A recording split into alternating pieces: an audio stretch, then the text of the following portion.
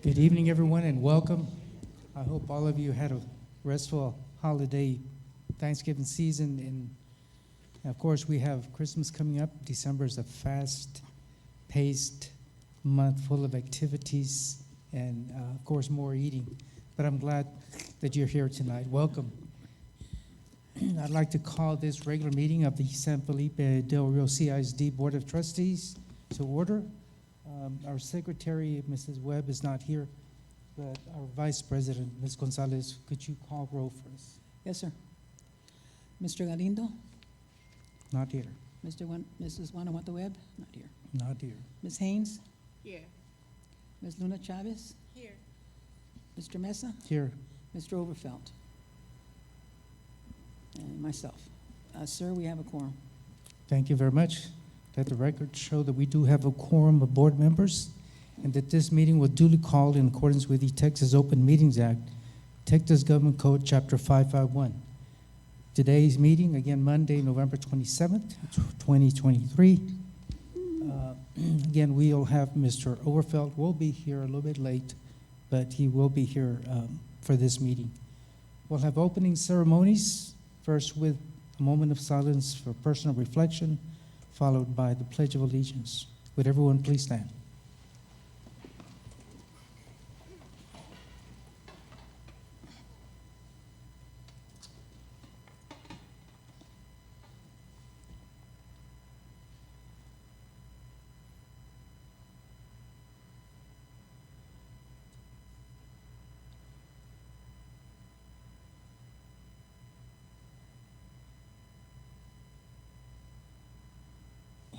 I pledge allegiance to the flag of the United States of America and to the republic for which it stands, one nation, under God, indivisible, liberty and justice for all. Thank you very much. First item that we have is recognitions, item number 4 on our agenda, the Fine Arts Jazz Band presentation. Mr. Rios.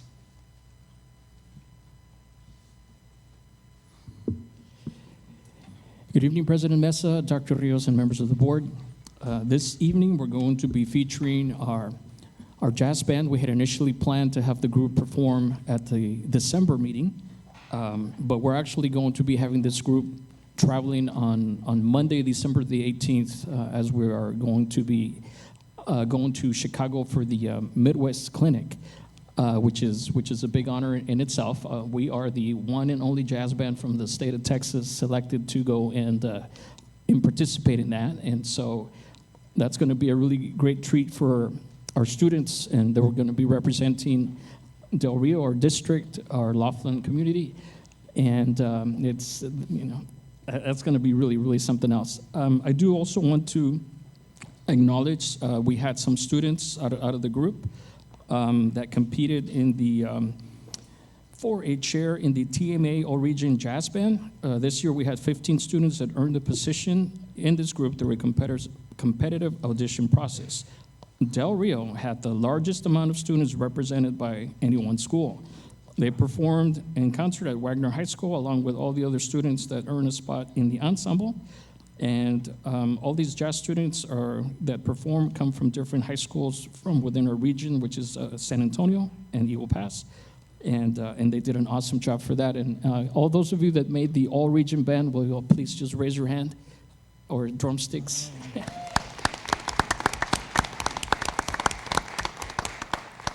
So again, needless to say, Del Rio knocked it out of the park in the region contest, and that's why they're going to Chicago. So without any further ado, I'll turn it over to our Del Rio High School ensemble under the direction of Mr. Morales and Mr. Medina.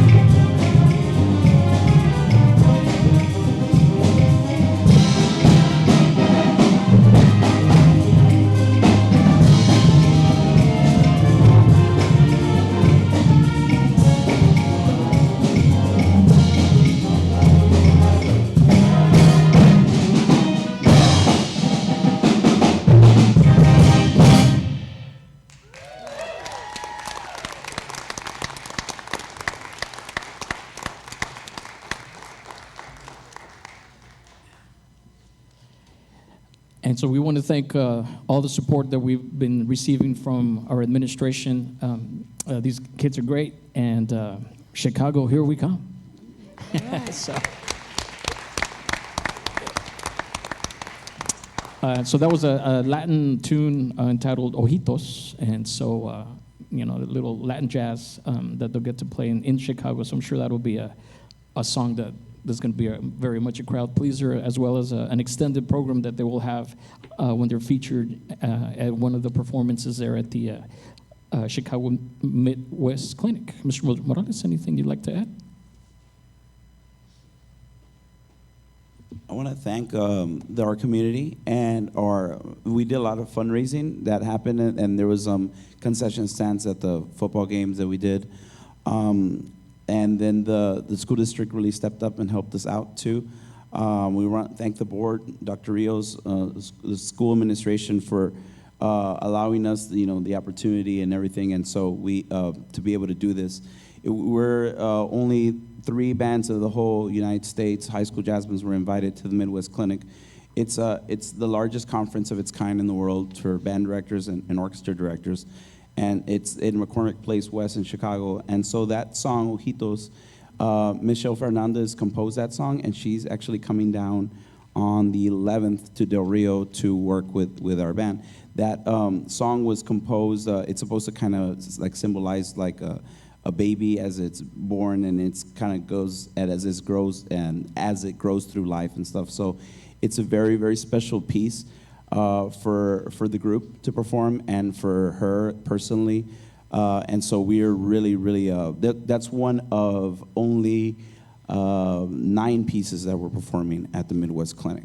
And so we want to invite everybody to I believe it's the 14th. Is it the 14th is when we have, because normally what we do is that we have the middle school jazz band perform, then the second jazz ensemble from the high school, the non-varsity group, and then the varsity group perform at our winter concert. But now, because they're performing an hour set, we're going to do a standalone concert featuring just these beautiful young women and men. And so we're going to do that on December the 14th here at the SBC. And we want to invite everybody, the whole town, because this product right here has been working since June. That's when the group, we auditioned them at the end of May. These are the students that made the group. And then we started working on our sets since June. And so we kind of come back to it during the marching season and stuff, because most of the kids, almost all of the kids are in marching band. And so we had to kind of, put that aside a little bit for marching season, but then we picked it up. So it doesn't sound that bad for the first day coming back from Thanksgiving break, from a week of not meeting. And so imagine how wonderful they're going to sound in 3 weeks. So we're extremely proud of them, and and this is just the half of the school year.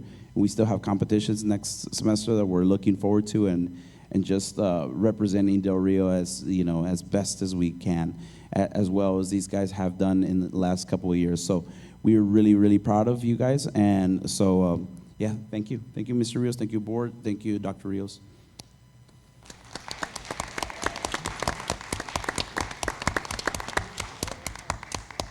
This group was amazing. I just want to say it's the largest group that I've seen, and congratulations. Looking forward to December the 14th to hear you again.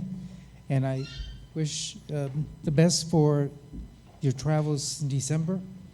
Again, it was obvious there at the convocation, teacher convocation, how awesome you were.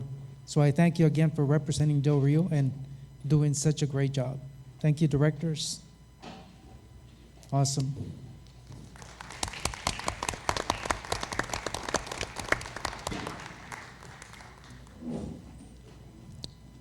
Okay, let the record show that we have Mr. Overfelt with us. Do we have any citizens to be heard, Terry? None signed up? Okay, next item that we have is item 8, reports. First report that we have is climate survey update. Ida Gomez, we'll allow a little bit of time for, yes. Okay.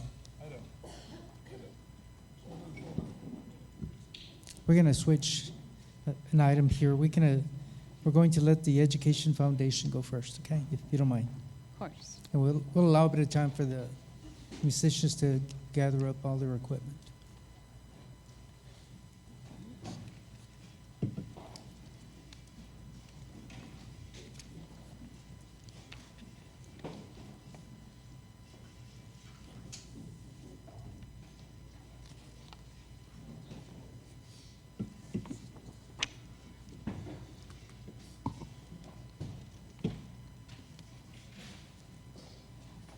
Awesome. You did such an awesome job. Yeah.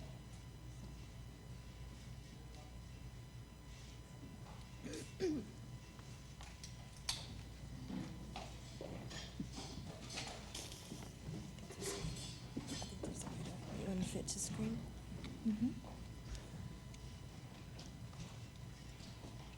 Oh, nice, thank you. I think I should just left and right. Oh, these two. Yeah, because I'm gonna sit. You guys did awesome, okay? Doing great.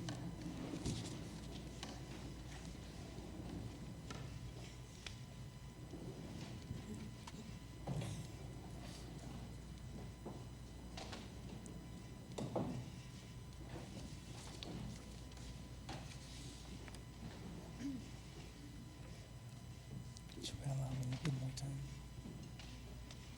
Let me start.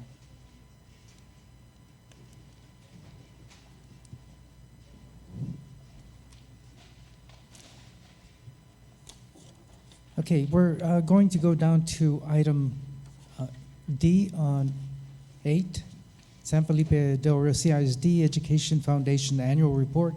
Sandra Hernandez. Good evening, President Mesa, Dr. Rios, and members of the board.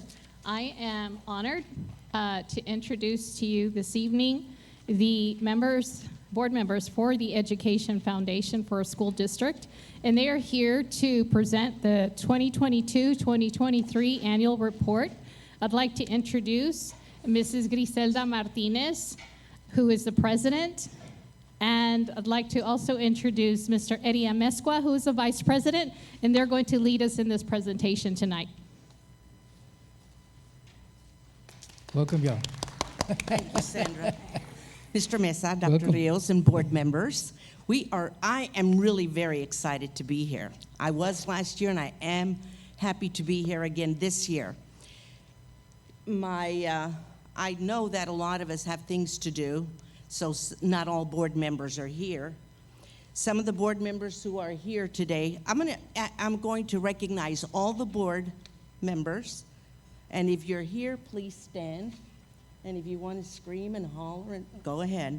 Okay, we have members Dora Fernandez, Janie Garcia, Billy Guerra, Sandra Hernandez, Peter Ojeda, Aaron Rodriguez, Nancy Rodriguez, Melissa Serrano, and Nereida Martinez, Treasurer George De Leon, Secretary Dr. Carlos Rios, Vice President and my fearless helper all the time, partner in crime, Eddie Amezcua, and yours truly, Griselda Martinez, the president.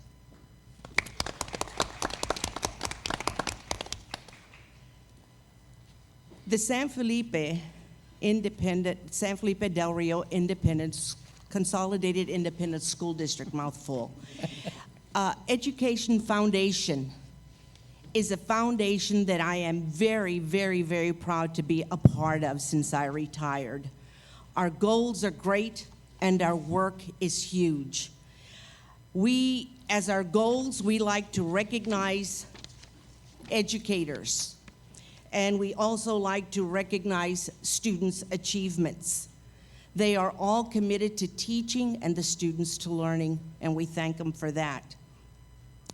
Now, as board members, we all work hard. There are months that we kind of take it a little slow, but most of the time our work is involved with fundraising projects for the innovative teaching grants and student scholarships. Scholarships for high school seniors. In 2022, 22, 23, I'm going, where's the 23? The Education Foundation awarded 16 scholarships totaling $15,500, which is very good in my book. A tradition which began during the pandemic, board members took the time to personally hand-deliver scholarship awards and yard signs to each scholarship recipient. You'll see some of the photos up there, and delivering these awards has been a highlight of the board members. We really enjoyed going to their homes, knocking on the doors, and making a big hoopla about thanking them and congratulating them for being recipients of the scholarships. And of course, the family loved it too. Next, we recognize innovative teaching in our school district. And boy, do we have many, many teachers with great ideas, and they always think outside of the box. Reading their innovative teaching grant applications is tedious, and it's also a lot of fun and hard to decide on, wow, which ones do we award? It's a tough job. This fall, we awarded 24 innovative teaching grants. And get ready for this. Totaled $38,488 that we gave to the teachers. Applications were submitted by the teachers and counselors across the district, and the winning grants were handed out during the convocation in August. And there you have a picture of the proud recipients. Fundraising efforts, Adventure on the Creek. Now, that is a little too physical. I don't know if you remember my telling you about it last year, but that is one event that brings in a lot of money, and we see people from all over Del Rio and from surrounding communities that come in and compete. And for me, to them, I say great power to them. It is a fun evening. Morning. The work involved in putting this project together is just huge. And Dr. Rios makes sure that everything is set right where it's supposed to be. He doesn't carry a whip, but he makes sure it gets done. This past spring, the Education Foundation successfully hosted the 3rd annual Adventure on the Creek race, which was featured on the television show YOLO, Texas. There's Eddie up there. He doesn't have his running pants on. I was working. Ah, yes. Next, we have fundraising efforts. Annual dinner and auction. This is the evening when the community comes together to support the Education Foundation at our annual dinner, and we have an auction, live auction items and silent auction items. And of course, it is through this event that we are able to raise thousands of dollars. And of course, it all goes back to teachers and students. You see some pictures there of people having a great time at our last dinner and auction, and you've got to save the date. I'd like to see you pull out your cell phones, please. Make sure they're quiet. Save the date, April 12, 2024, at Enchanted Jardín, and we're putting on the Ritz. 2024 annual dinner and auction. All of you are welcome to attend, and we're asking that you invite many, many, many other people to attend. I hope you had time to save the date. Fundraising efforts, 2022-2023. Some of our largest supporters are listed here on this slide. Bank and Trust, Texas Community Bank, Border Federal Credit Union, Linebarger Attorneys at Law, Del Rio Towing and Wrecker, Wings and rings. There he is. There's the bull. HEB and Brown Insurance. I'm not going to name them all, but they're there for you to read. We are very grateful to all of our sponsors. Couldn't do it without them. I'm going to hand it over to Eddie now. He's the man with the numbers. Thank you all very much. Thank you very much, Griselda. And let's not forget the people that actually went into the event and bid on the silent auctions and live auctions as well. Without their support, we weren't able to reach our goals. So financial summary of 2022 and 2023. Compared to last year, Adventure on the Creek 2, we did 7,332. And our big money that comes in is our dinner. Without our dinner and auction, we wouldn't be able to do what we do best, right? So we reached 56,892. This was able to give us the grants that we needed to fund and the scholarships that we need to fund, right? So compared to last year, 2022, we only gave $34,202 in grants. This year, we were able to exceed that at $38,489. Scholarships for the kids, we're also able to exceed what we did last year. Last year we did $11,000. This year we're able to exceed it to $15,500. And again, these are with Adventure in the Creek and dinner and the live auction is what brings together and meet our goals. One of the last slides that we have for you, we put it in a pie because who doesn't like pie? Assets of September 1st of 2023, our operating account, we have it at Texas Community Bank, which is $63,691.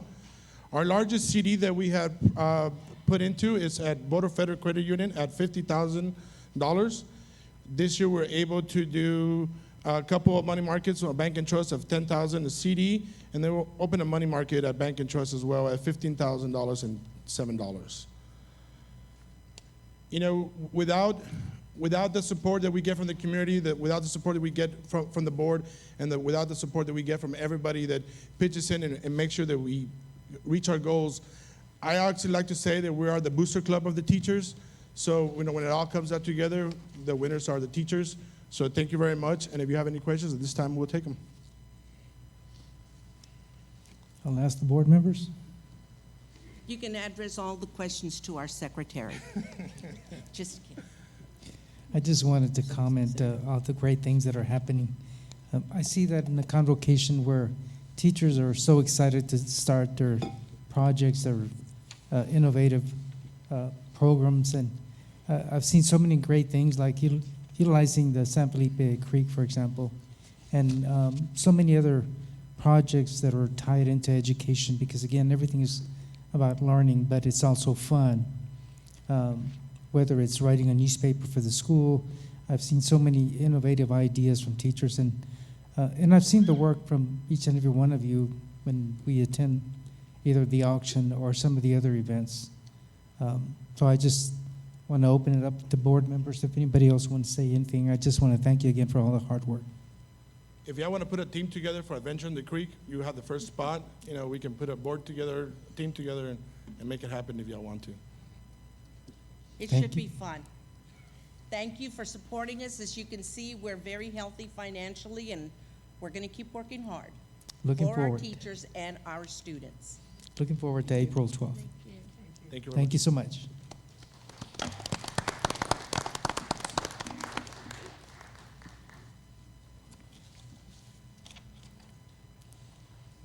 Okay, this time we'll go down to, again, reports. First item is climate survey update. Ida Gomez.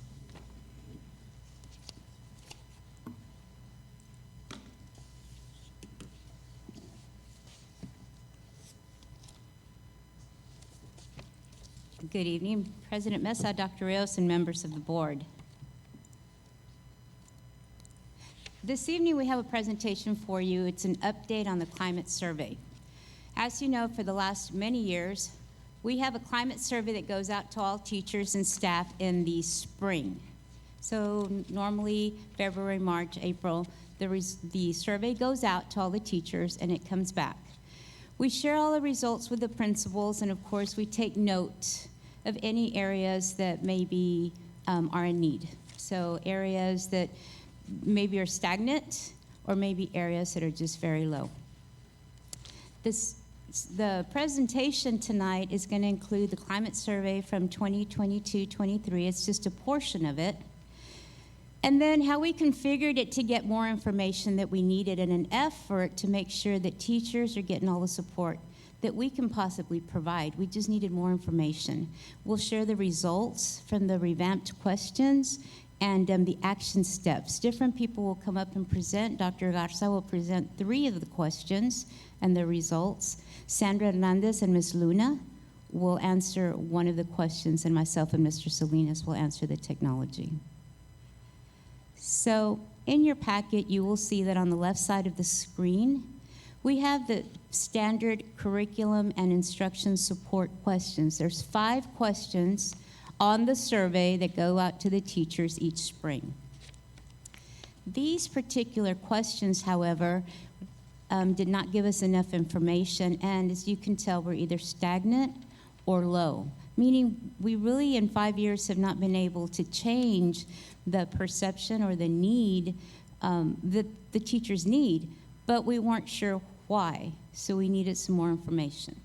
So very quickly, you'll see that on the left side, the question stated, I have sufficient access to resources and materials. Well, 71% of the teachers agreed, but that means that 29% did not.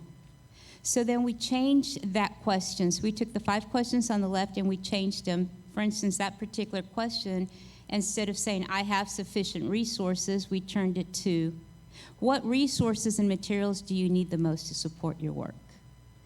The next question is on there, I have sufficient instructional technology. We turned around and said, what specific technology do you require? In the spring, the question said, teachers have a role in selecting instructional materials and resources. When we did a further dive through thought exchange, the question turned into, what is the best way for you to have a role in selecting instructional resources? The 4th question is staff development provides teachers with useful knowledge and skills. That was at a 55%.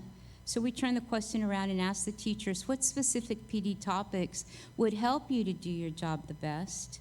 And finally, I am satisfied with the resources for teachers with special populations at a 50% for 2 years. And we changed that question to what resources and materials do you need to support your work with special populations? So we just took the 5 questions that were rather, yes, I agree, no, I don't agree, and we turned it more into a narrative that said, what is it specifically that we can help you with? You will see on the following slides, we have the heat maps. As the teachers answered their questions, into the 5 different questions, the more a word came out, the bigger it came out on the heat map. So this is just a sample one. Whatever the question was, you can see that training was an answer that kept coming up in their narratives. So we ask them what can help you and why, or specifically what, and those words are big. If you looked at this one, you'll see training, classroom development, technology, management are some of the bigger words. That's all the heat map is. So at this time, I'm going to turn it over. The next 3 questions will be Dr. Sandy Garza, and she's going to show you the slide that will show the heat map. It'll show you on the left side, we worked with principals to say, okay, we have the heat map. This is what your teachers said. Now, please have a staff meeting and get more specific.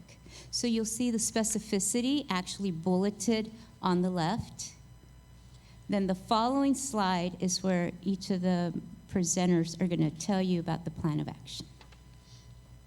Okay, let me turn it over. Good evening, President Mesa, Dr. Rios, and members of the board. We'll go over the first 3 questions of this survey. And this first one was, what resources and materials do you need to support, the most to support your work? And so we had hundreds and hundreds of responses, and so they were categorized as best as we could.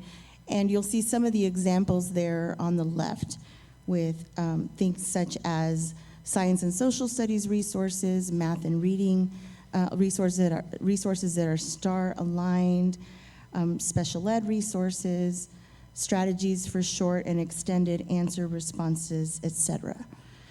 And so one of the questions that came to mind was, we know that the district has invested a lot in creating a curriculum dashboard, and so teachers do have access to resources, but why are they feeling that they are not what they want?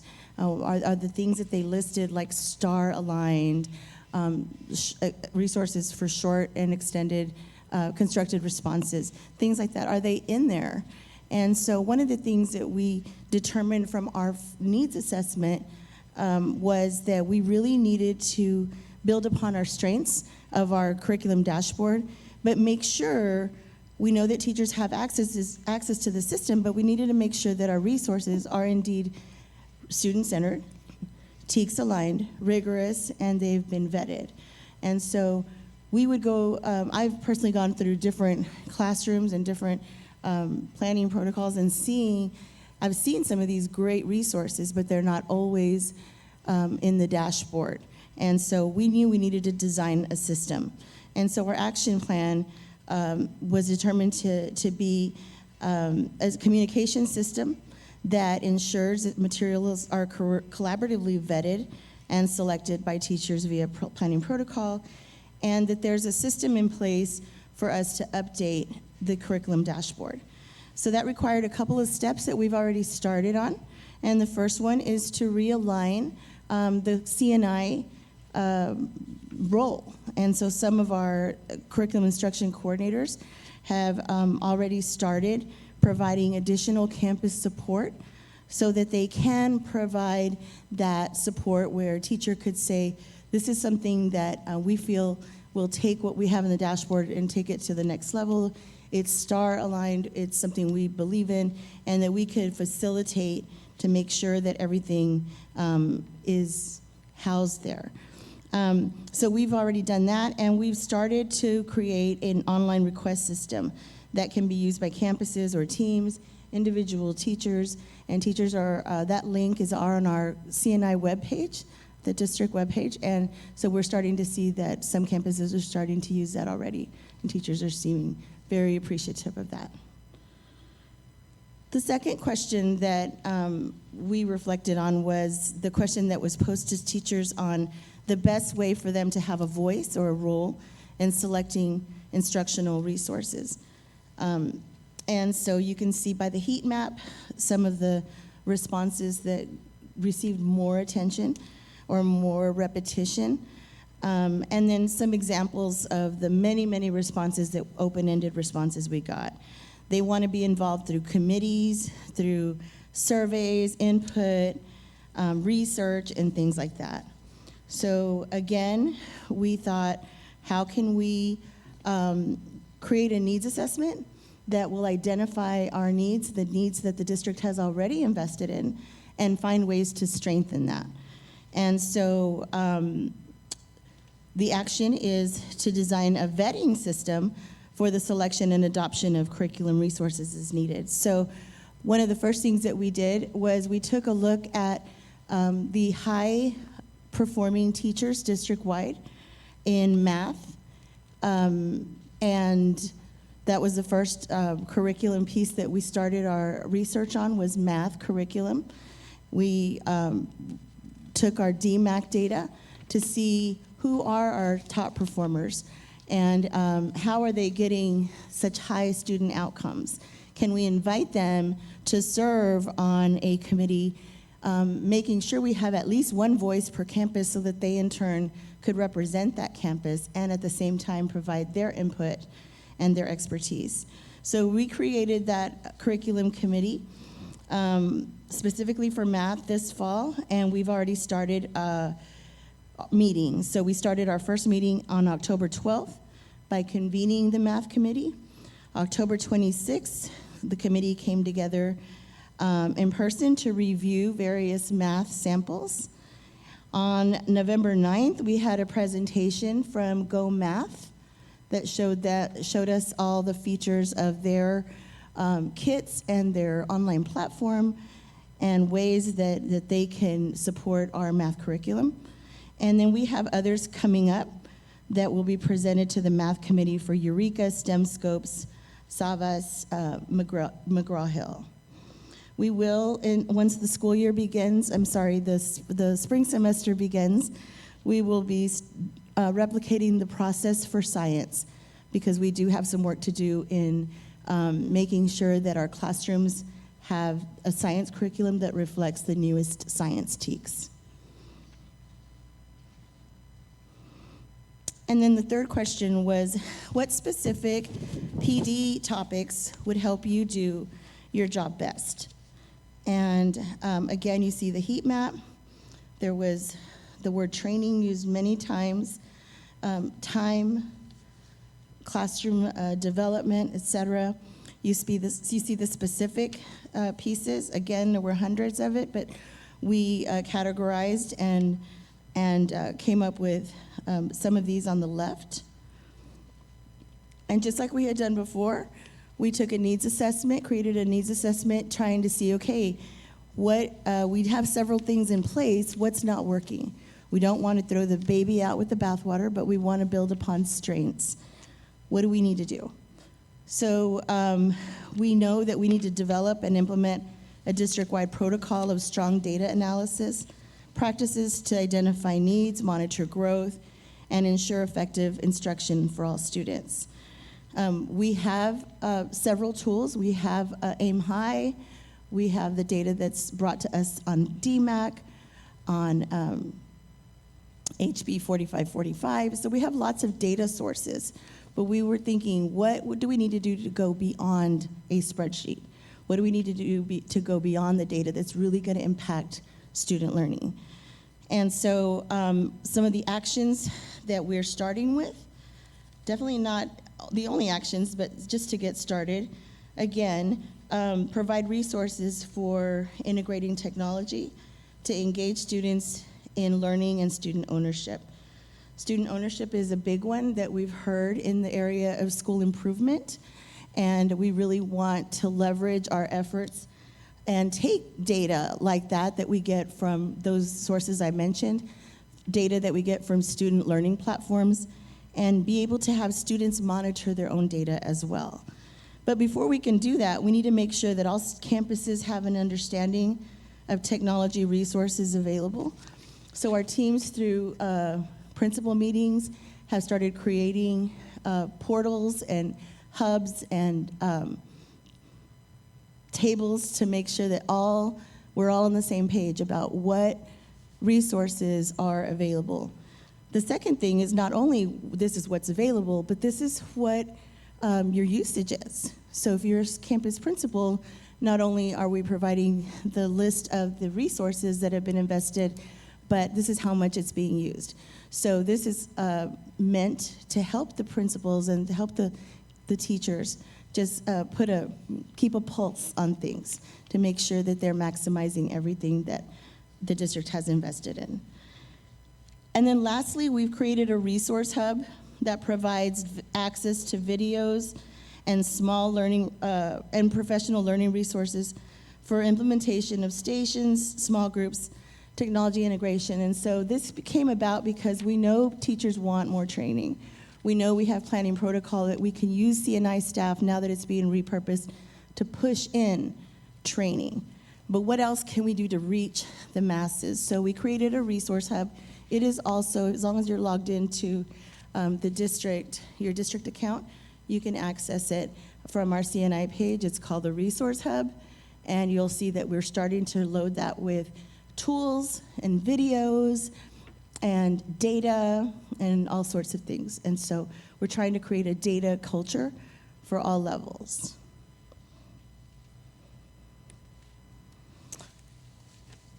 Will we take questions now or till the end? Let's keep going. Okay.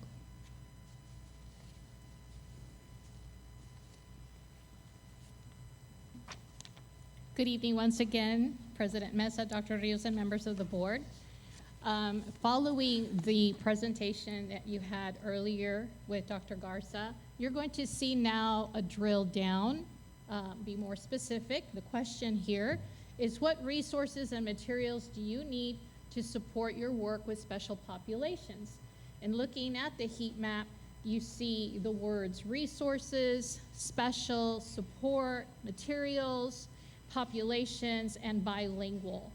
And so, looking at the information that we provided, there's some things that we have already have done, and the work is already in progress. And I'm going to introduce Monica Luna Garcia, who is going to elaborate a little bit more. I'm going to give you just a general overview, but if there are any questions later, Ms. Monica will assist in providing some more detailed information.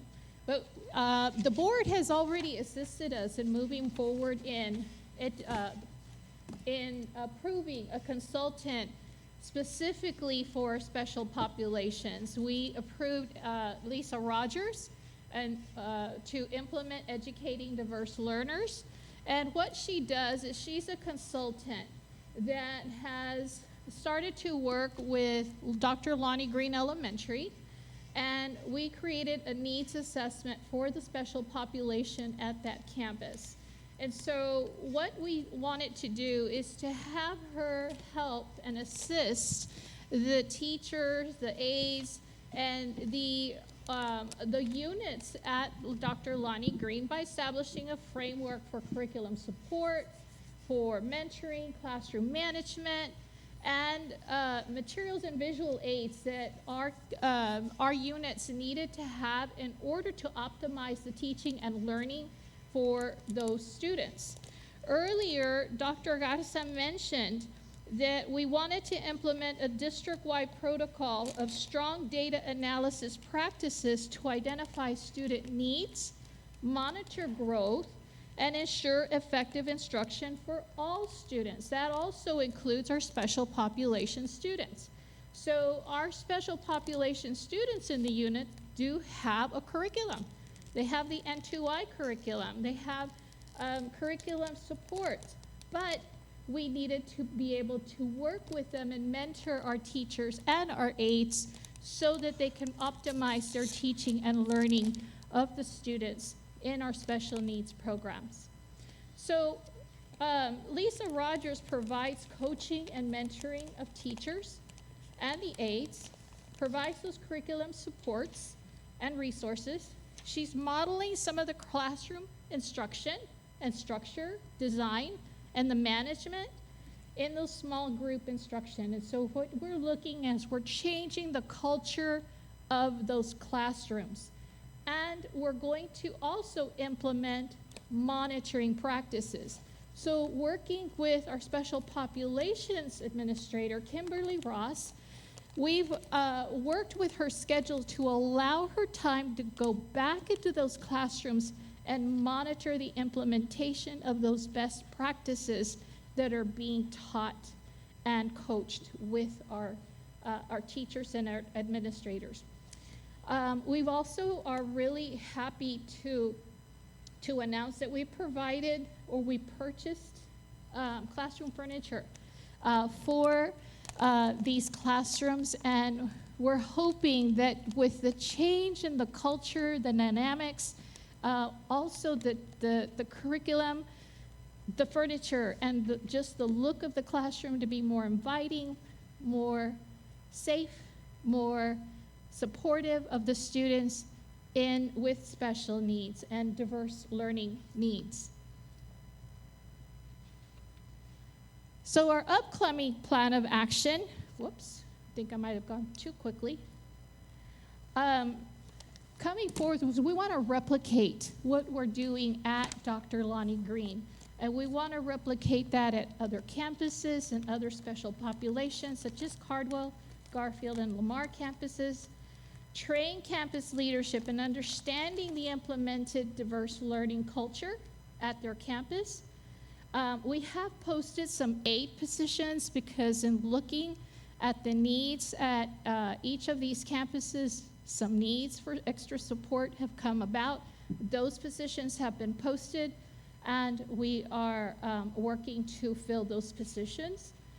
And then just looking at students who have not yet been identified in the programs, we want to also provide support for our general ed teachers and provide them with some of that professional development as well. So we want to develop a needs assessment looking forward to the spring and the fall. We want to be able to provide some of those supports that they can also use in their classrooms. And so we look forward to partnering with our CNI department, Dr. Garza, to be able to prepare for some of that future professional development. We also want to develop a guide for our campuses so that they understand what the support looks like, the supports of the role of the aide, what the aide could do to help the students, and the role of the critical needs assistant.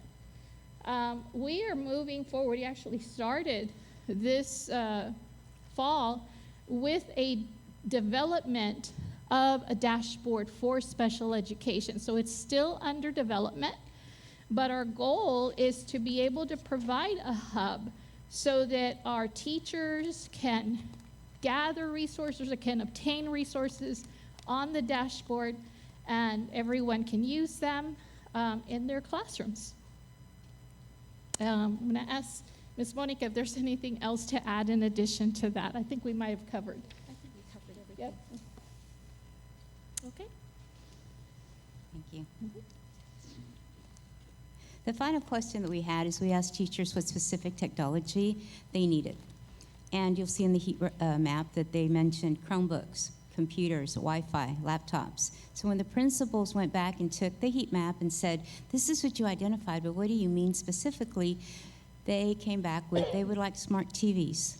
Some needed document cameras, programs like Aim High to track all students, not just those who have failed, updated Chromebooks, headsets with mics for students, continual training on online resources, and faster internet. And now Mr. Salinas is going to explain the plan of action. All right, so the plan of action on smart TVs. We just started in Tanisa with the construction, so they do have TVs there, smart interactive TVs. Garfield also has 20 with an ESC, the grant they got, the EFS grant. Our plan is to, start with either doing some at grade levels, by grade levels of the campuses, or by campus. But like I said, this should be a long-term goal. But to deploy smart TVs to all the classrooms and get rid of all the old projectors and Prometheus boards they have on there. Document cameras, sure everybody has a document camera in their classrooms. I have gone with my staff that informed them that if there is a teacher that's missing a camera or document camera, to inform us and we'll get one out there to them. But right now there's nothing out there that anybody has a missing document camera. Fast internet. Provide everybody fast internet through Wi-Fi. This summer we did do a Wi-Fi refresh at all the campuses except for freshmen in high school. Those campuses, freshmen in high school, will get the older equipment that we pulled out of the other campuses, so they get at least a newer system that they have right now. So, but that is in progress right now. So. I'm sorry, the high school did get theirs updated. We did this in the November for December testing, for the STAR testing, so they have been updated with the older equipment that was pulled out of the other campuses. So they should be good to go. And finally, the last three questions that are concerns and needs that the teachers indicated was the tracking system. They'd like a tracking system for all students like Aim High. So we will be talking to Medicsoft to see what plan we can actually come up with. The headsets with microphones, we have purchased and distributed to every bilingual student in the district. So Ms. Karen Schaefer and her department they have taken care of that already. And then of course the continual training that they wanted for all the online resources. And as Dr. Sandy mentioned, there is a process now where a teacher can just go on a link, request the training, and it gets done. So those are the updates to just kind of show where we had a climate survey. We needed more information than just I agree or disagree, because we really needed to know if you're not in agreement, how can we help you? Are there any questions? Board members? We'll turn it over to board members. I want to make a couple of comments. It's exciting to see the work that is going on behind the scenes, especially, again, the questions rewording to try to get some more specific information to really hone in on the issue. There's some things, for example, updating Chromebooks. We just got the Chromebooks. I don't know what that means, but in regarding like science, for example, it's exciting to see some work done in that area, because again, it is, see the scores in that subject matter, and they seem to be quite low. But there's a lot of exciting work that is going on, the work of the committees, replicating what, again, some great teachers are doing on some of the campuses so that they can get that information disseminated to other areas of need. In regard to technology, I don't know what document cameras are, but I'm sure that these are cameras either to capture and record some of the students' work that is being done in the classroom. Would you elaborate a little bit on document cameras? Either one. Yes, sir. It's just a camera where you slide the paper under it and it will project on the screen. So you put the document kind of right here, and then that will project on the screen for all the students to see. We used to call them opaque projectors. Correct. Exactly right. Showing my age. Okay, well, it's another new fancy. word. Anyone else? Again, thank you so much for the update. Dr. Rios, you're trying to get. Yeah, I just wanted to mention one thing that we didn't include in the presentation. So first off, I'm glad we did this. We had been planning to do this since a few months ago, but the information that was gathered, it was just a big process. So thank you, ma'am, for sticking to it. We had to go back and survey all the teachers and go back and try to whittle the information down. So it was great work. The other part is that if you noticed on those heat maps, the word time came up a lot. And that's something that Ida Garcia is going to have to work with the site-based decision team, because this last year we changed our calendar to have enough days for summer school.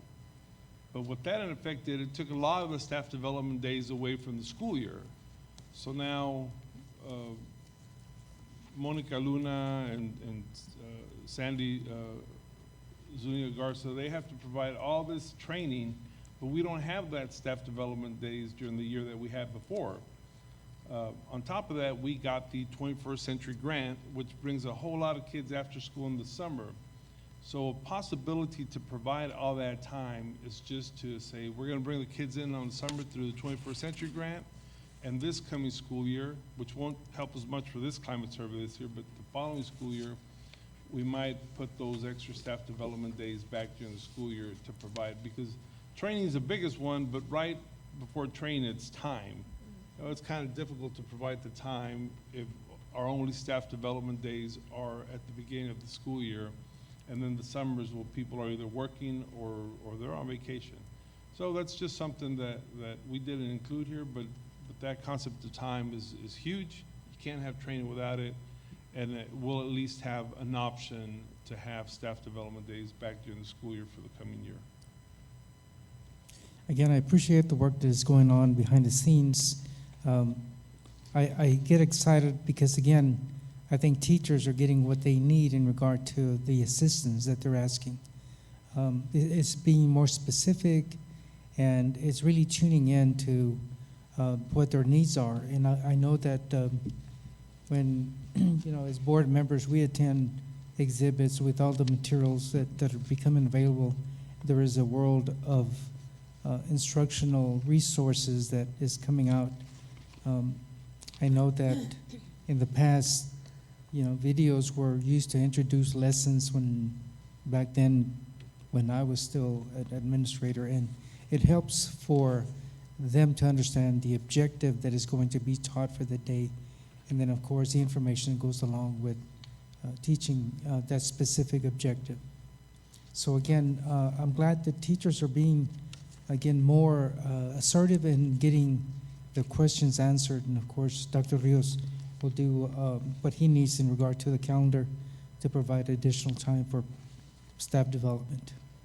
So again, thank you for the presentation. Thank you, I sir. think it's very rewarding, again, for us to, and satisfying to know that there's a lot of work that goes on behind the scenes to be, again, more efficient, and for teachers to be more powerful in teaching their subject matter and subject areas. Thank you again. Next report that we have is Facilities and Construction Update, item B, under reports, 8 on the agenda. Mr. Chapa.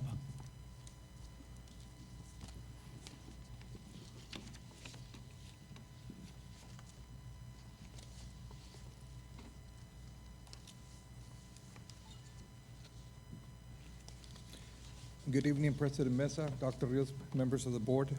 Tonight's presentation includes the Ceniza Hills Elementary Park status, the electrical bus project status, as well as the SGLC move to Old Cardwell project status. The park status, the fields and walking trail have been completed, as well as the landscaping. This past week, the landscaper finalized the seeding, and as of this morning, they were just irrigating the fields. All the plants, shrubs have been installed. The playground itself, the playgrounds, swing sets have been installed, as well as the canopy. The only thing that's pending is the installation of the fall protection, which should be here in the next couple of weeks. The lighting, the infrastructure has been installed, as well as the footings for it. All that's pending is receiving the light poles and the lamps.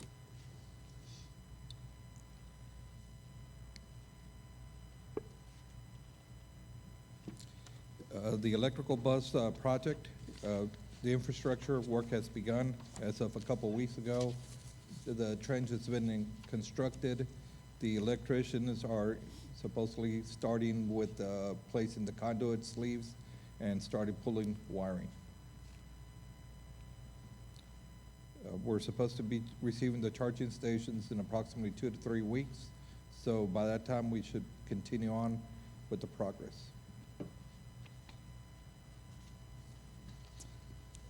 The SGLC move, excuse me, staff is working on the perimeter fencing. The old furniture has been removed. They've enclosed the window openings, and working on painting and installing flooring.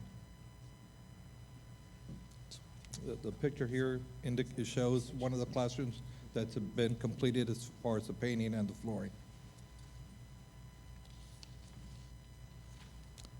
This other picture shows how the windows were enclosed using framing materials, as well as rigid foam insulation and fiber cement board on the exterior.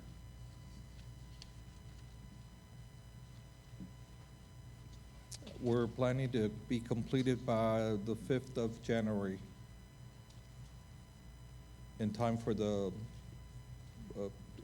department to move over after the break. Any questions?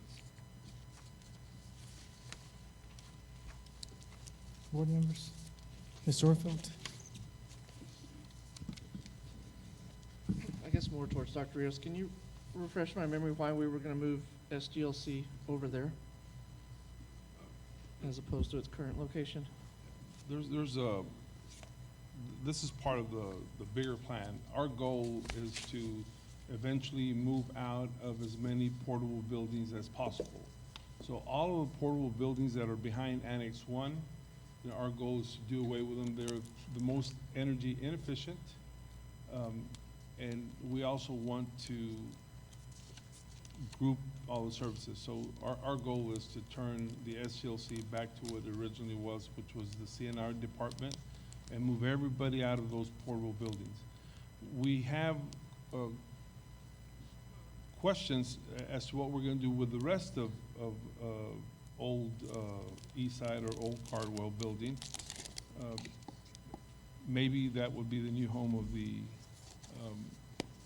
maintenance department, because we also want to put up for sale the Austin building. We're just trying to reduce the amount of buildings and save as much energy and group people to where who they report to. So hopefully, our goal was to save $100,000 in electricity this year. So we've done certain efforts. Closing down buildings is a big part of it, sir. Okay. And that kind of end goal of maybe selling Austin off, it would be a sale. We're not going to trade it to the county or anything like that, because we've already put a lot of money into it. Well, our first goal is to sell it so that we don't have to maintain it. And there was some interest from one of the nearby churches. Okay. So we would obviously put it on the market first and hope that it would sell for a fair market value. We did put money into it. So that would be the first goal. Okay, thank you. Anyone else? No further questions. We'll go on to the next report. Okay, continuing on with the work orders. The maintenance department for the month of October, for 0 to 15 days, 1,114 work orders were submitted. 1,081 were closed for a percentage rate of 97. For 16 to 30 days, 145 were submitted, 120 were closed for a closure rate of 82.8. 31 to 60 days, 96 were submitted, closed was 67 for a percentage rate of 69.8. And from 61 to 90 days, 29 were submitted, 13 were closed for a closure rate of 44.8. Technology department, 0 to 15 days, 3,740 work orders were submitted, 3,698 were closed for a closure rate of 98.9. 16 to 30 days, 207 work orders were received, 190 were closed for a closure rate of 91.8. 31 to 60 days, 163 work orders were submitted, 96 were closed for a closure rate of 58.9%. And for 61 to 90 days, 76 work orders were received, 37 were closed for a closure rate of 48.7. Transportation, 0 to 15 days, 171 work orders were received, 143 were closed, closure rate of 83.6. 16 to 30 days, 34 were received, 22 were closed, closure rate of 64.7. 31 to 60 days, 25 were received, 21 were closed, closure rate of 84.0. And 61 to 90 days, 1 was received, and it remains open.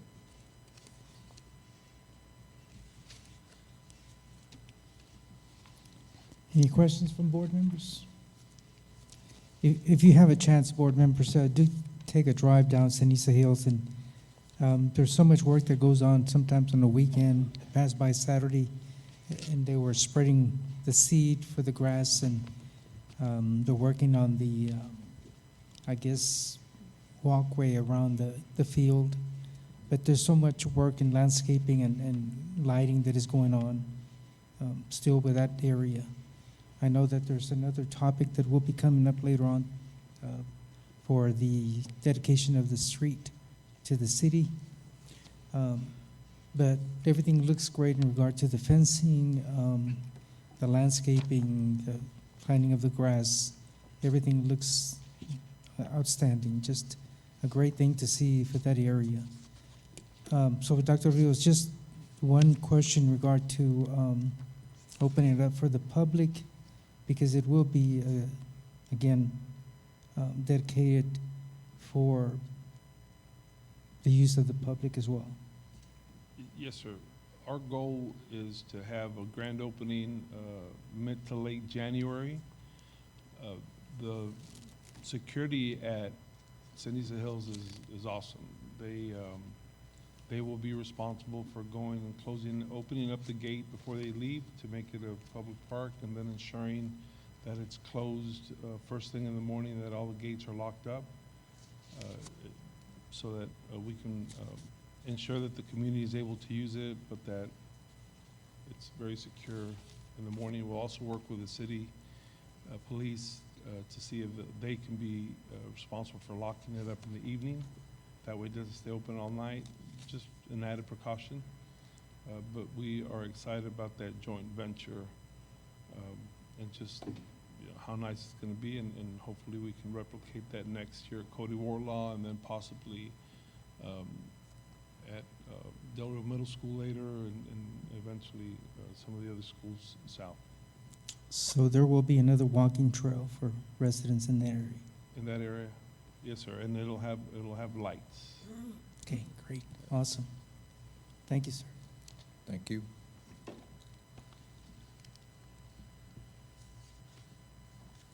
Next report we have is attendance and discipline report.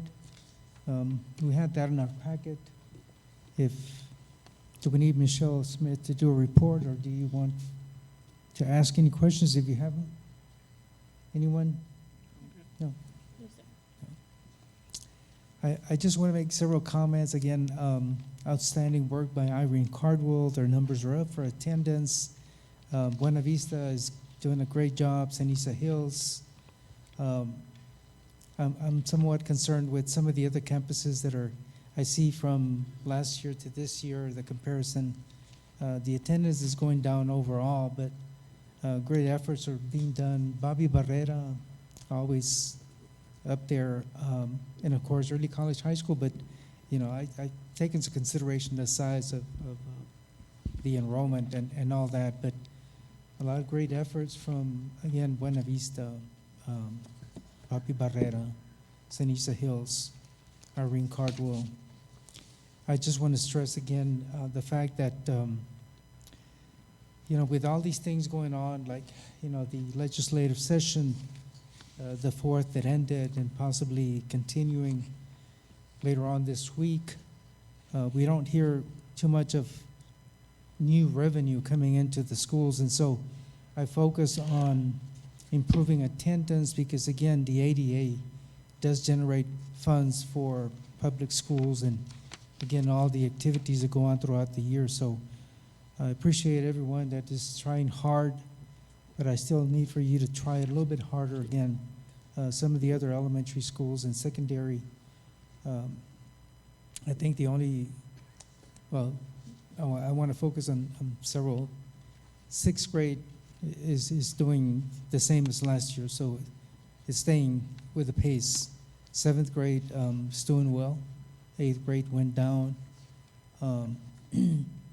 And again, I take into consideration the student enrollment, but please make every effort, again, to send those parental aides to look for children that are not in attendance. Everything you can to be able to help us with the funding for next year. So again, I appreciate all efforts. And no questions on discipline or anything else. So we'll leave that report. Next item that we have is the consent agenda. There are some minutes that were left out of our packet that was given to you. You should have it in front of you. Again, there's I think the October 16th minutes were on your desk in front. There's also, again, some purchase orders. If you have any questions on any item in the consent agenda, now's the time to ask. We will not read the donations. We'll have those on our website. Again, thank you for people that donated and businesses, as always. So at this time, are there any questions for any item on the consent agenda?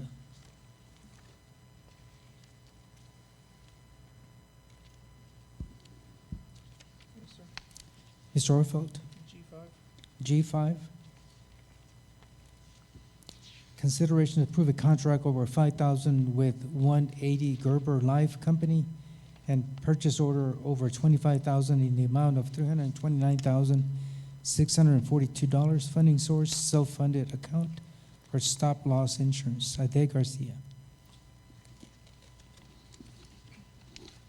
I guess my question is, why the switch in the middle of the year from one stop loss to another? Right, because we currently have a stop loss and we're moving to another. No, it's for, I'm sorry. So the, Dr. Rios. Mr. Orfeld, we did the bidding now, or Brown & Brown did it for us, but it takes effect January 1, because that's when the plan year starts. Okay. So they bid it out, and this is the best value for our dollar when we compared the 3 people that submitted, or 3 groups. Okay, so it's not gonna go into effect till 1 January. Correct. Okay. All right, thank you. Appreciate it. Thank you. Anyone else? If no further questions, I'll entertain a motion for approval. Motion made by Ms. Gonzalez, seconded by Amy Haynes. All those in favor? Motion carries unanimously. We go on to item 10, administration. First item we have is consideration to approve first reading of TASB Localized Policy Manual Update 121, affecting policies CVA Local, Facilities Construction, Competitive Bidding, CVB Local, Facilities Construction, Competitive Seal Proposals, and DEA Compensation and Benefits Compensation Plan, FD Local, Student Welfare, Freedom from Bullying. Sandra Hernandez. Good evening once again, President Mesa, Dr. Rios, and members of the board. The draft policies that have been brought forth for this evening for first reading were reviewed by the Board Policy Review Committee on November the 9th, 2023.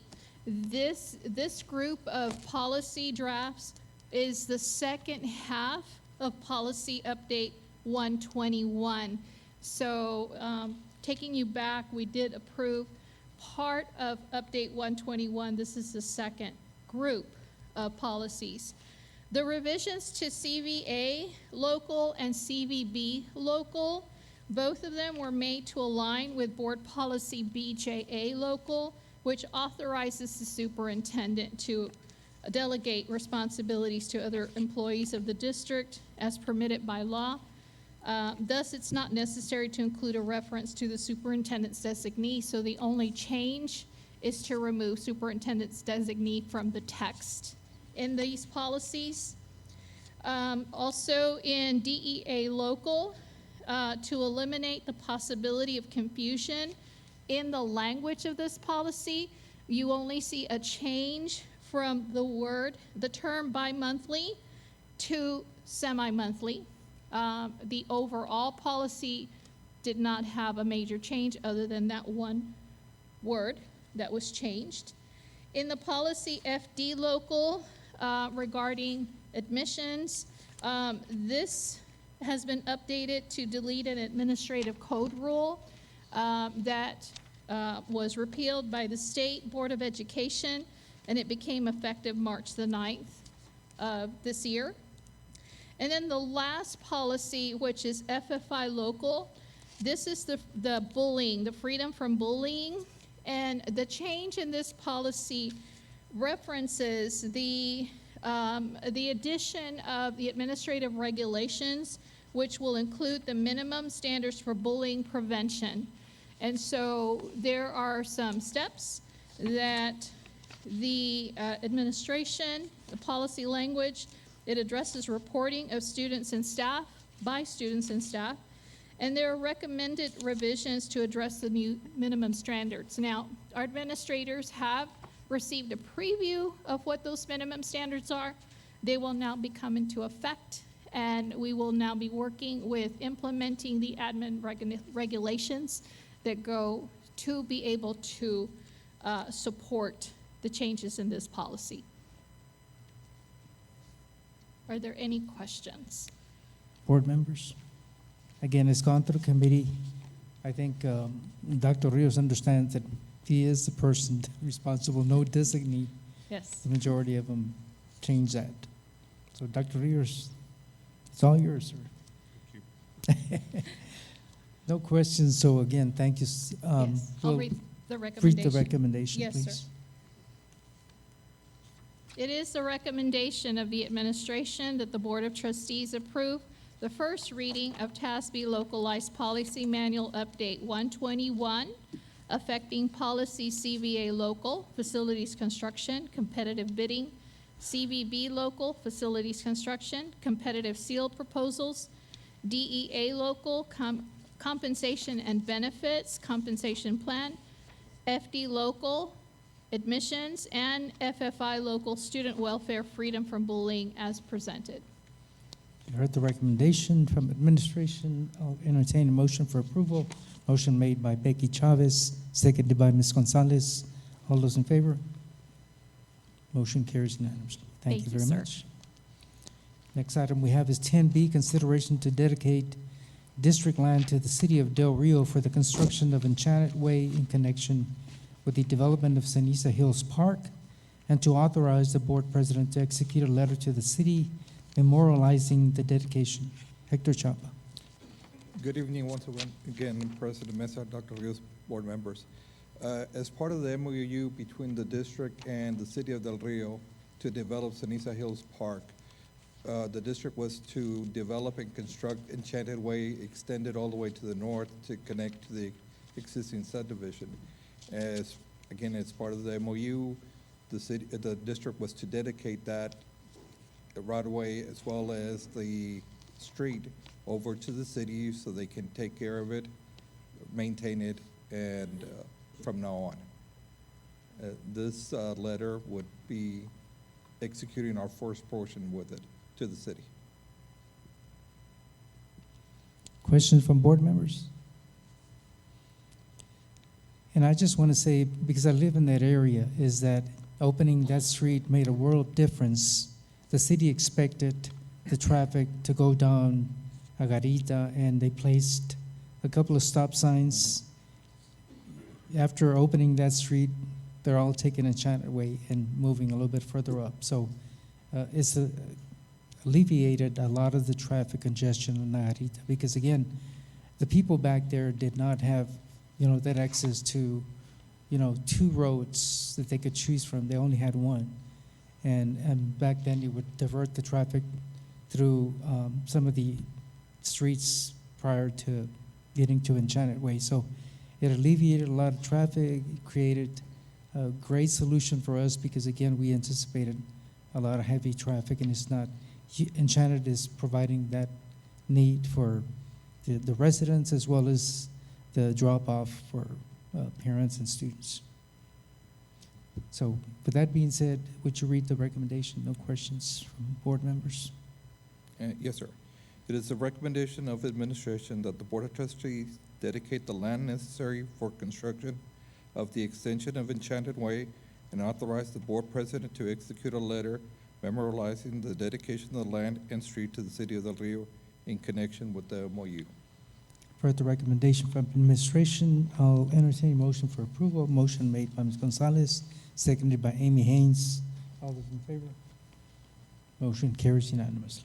Thank you, sir. Thank you. Next item we have is technology and operations, item 12. Consideration to approve the construction document phase with Amistad Consulting Services Incorporated for the Del Rio High School Access Loop Phase 1 project. Hector Chapa. Now I Last fall, the district engaged Amistad Consulting to prepare the Del Rio access loop. As part of that project, phase 1 was to develop on the first 300 feet west of Main Street in order to provide a driveway to the life skills unit at Freshman. Amistad Consulting has finished the construction plans, and administration is requesting approval to advertise, for the board to approve the plans and to advertise for the project construction. Board members, questions? This is to advertise, the approval to advertise? Is that what? To approve the construction documents. So we may proceed to advertise. So proceed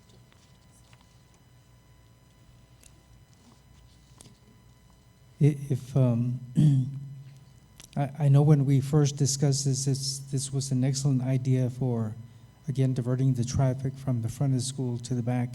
And for safety reasons, was a big factor for all kinds of things connecting to different areas where evacuation could be a lot faster and the congestion wouldn't be as much, again, for utility vehicles and emergency vehicles as well. So it's a great thing to look forward to.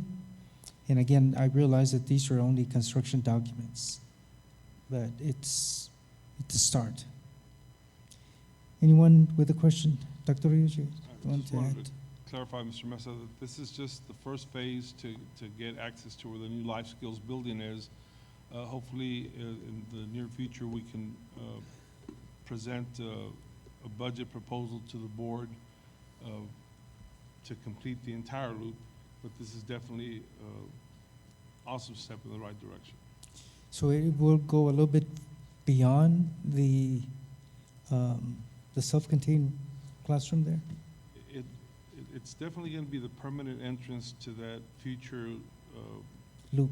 that we're going to create, but it will just go to the life skills and then have a little exit towards it. So it'll be the first part of the road, probably 25% of the road. That's what we're looking at. Okay. I'm glad you clarified, because I thought it was going to be the whole connection from Main Street to, what is it, Wildcat? It's a Wildcat. Wildcat. Not yet, sir. We'll hopefully be presenting something. Okay, but at least it's 1/4 of it, 25%, somewhat. Okay. Any questions for Mr. Chapa? If not, recommendation. Yes, sir. It is a recommendation of the administration that the Board of Trustees approve the construction documents phase with Amistad Consulting Services, Inc. for the Del Rio High School Access Loop Phase 1 project. For the recommendation, is there a motion for approval? Motion made by Becky Chavez, seconded by Ms. Gonzalez. All those in favor? Motion carries unanimously. Thank you, sir. Item 13, Business and Finance, consideration to approve modification of the 2023-2024 general fund balance commitments. Amy Childress. Good evening, President Mesa, Dr. Rios, and members of the board. This evening, I bring to you a consideration to approve the modification of our 2023-24 general fund committed balances.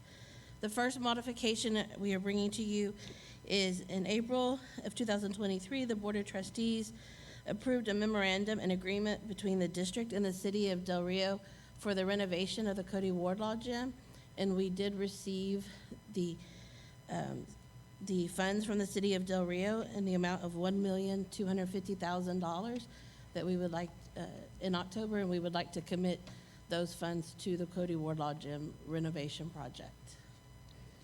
The second modification that we're bringing to you is we currently have student meal money set aside for Ceniza Hills in the amount of $500,000 that at this time we are not needing the full amount. And we have needs for special population classroom furniture at Lonnie Green in the amount of $77,976, and for additional Chromebook carts in the amount of $22,000 that we would like to reallocate funds from the Ceniza Hills student meals towards those two items.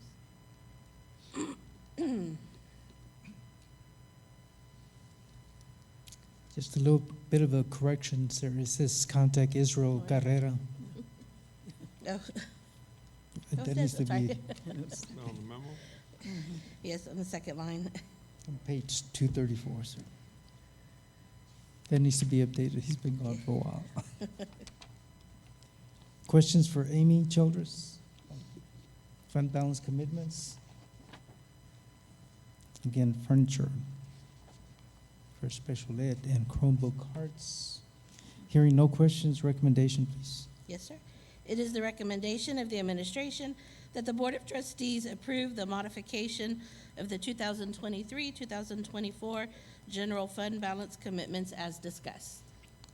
For the recommendation, is there a motion for approval? Motion made by Ms. Gonzalez, seconded by Amy Haynes. All those in favor? Motion carries unanimously. Thank you.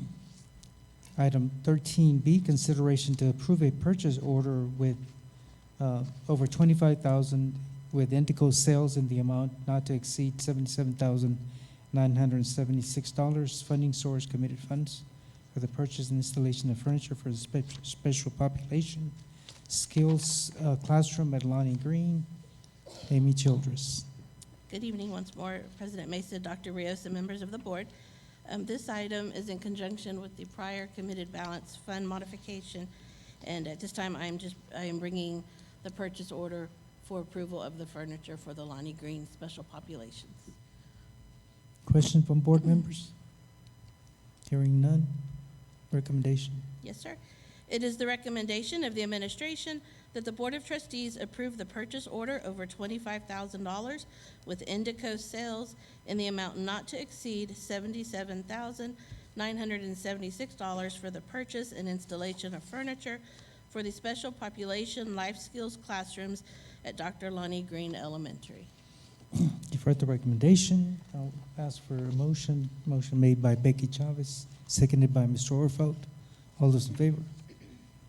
Motion carries unanimously. Thank you. Thank you. Next item we have is item 14, Human Resources. Item 8, discussion possible action to approve employee job descriptions and evaluation forms. Aida Garcia. Good evening, President Mesa, Dr. Rios, members of the board. The following job descriptions are being recommended to update to reflect the change in supervisor. And this was due to the restructure in cabinet.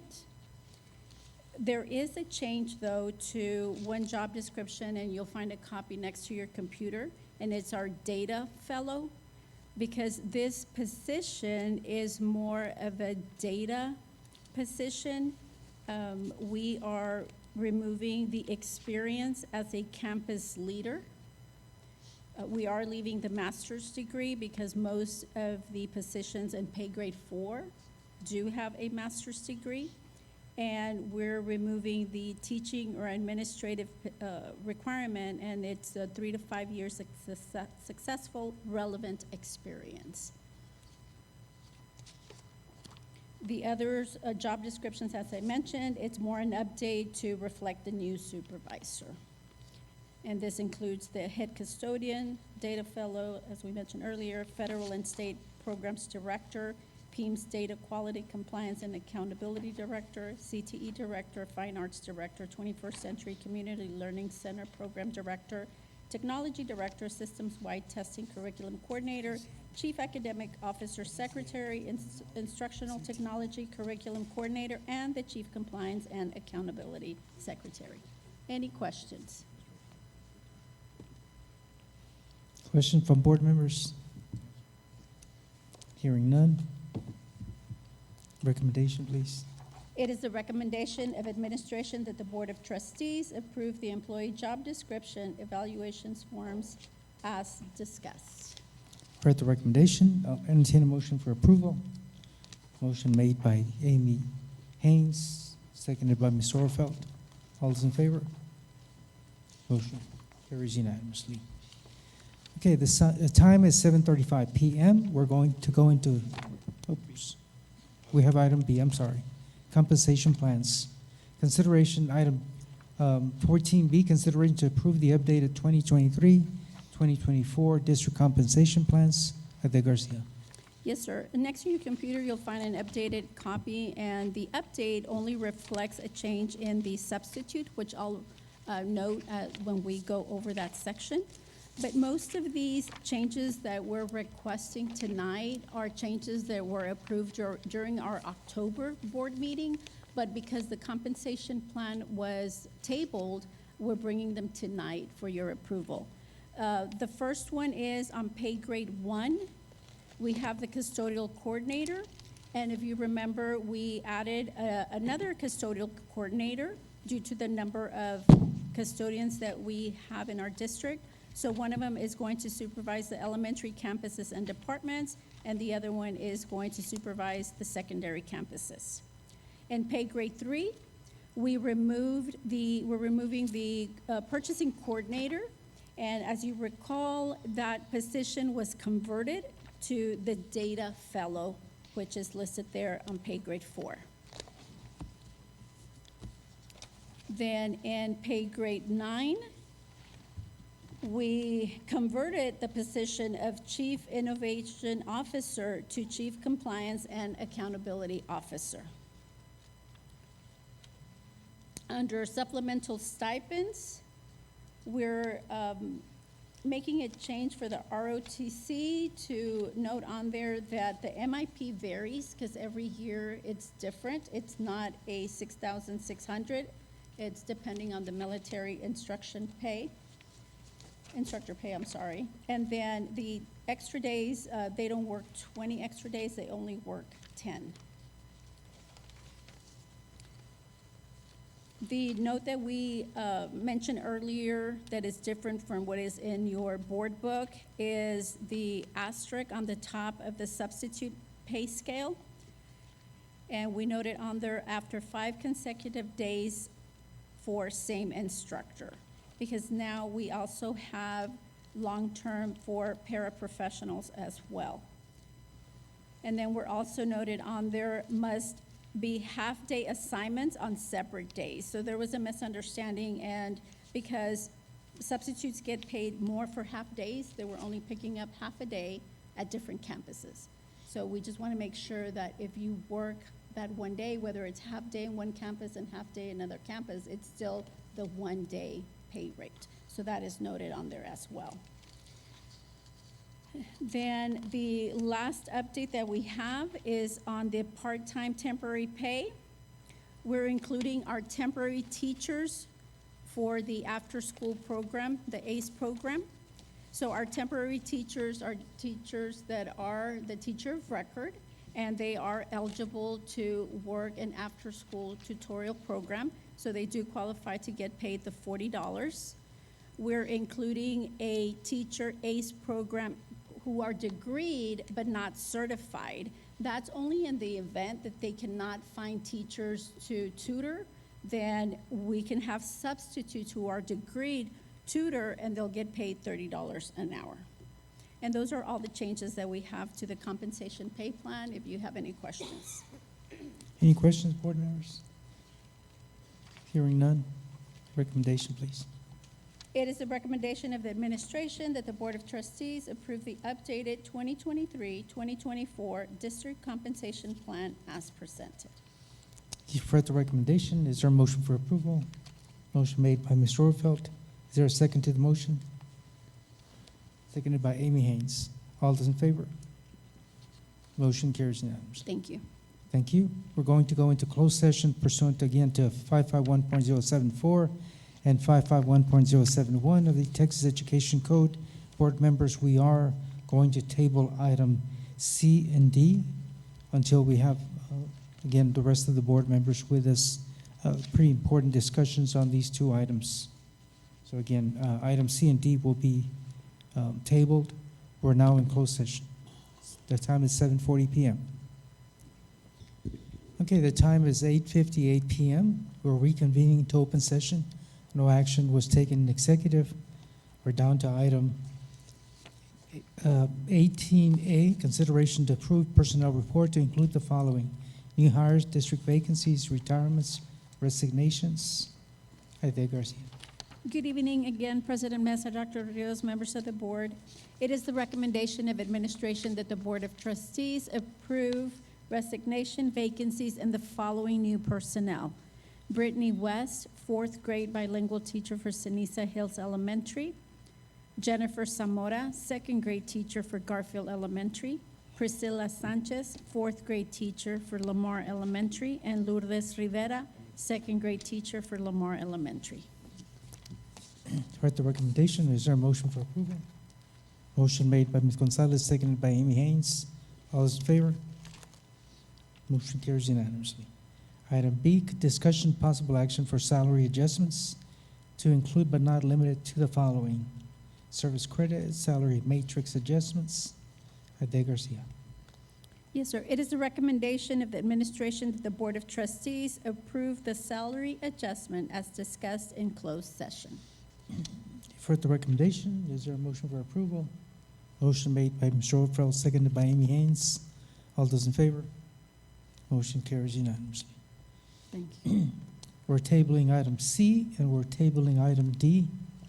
We go on to item E, possible action regarding special education classroom personnel issue. Dr. Rios. Mr. Mesa, members of the board, in accordance with discussions held in closed session, I request that a board member move to release the report as discussed in closed session. Heard the recommendation. Is there a motion for approval? Motion made by Mr. Overfeld, seconded by Becky Chavez. All those in favor? Motion carries unanimously. Next item we have is superintendent's report. Item 19A, discussion regarding date for regular January 2024 school board meeting. Dr. Rios. Yes, Mr. Mesa, because the holidays will extend into the second week of January, and then the following week would already be the third Monday of the month, we would like to have the regular January board meeting on the fourth Monday of the month, would effectively make it January 22nd. We'll double check with all board members, but in past years, we've done something similar. January 22nd? Yes, sir, Monday, January 22nd. Is that also board recognition month? Yes, sir. Okay. So that's just information. There being no other items on the agenda, is there a motion for adjournment? Motion made by Amy Haynes, seconded by Ms. Overfeld. All those in favor? Motion carries. We are adjourned. Thank you and good night, everyone.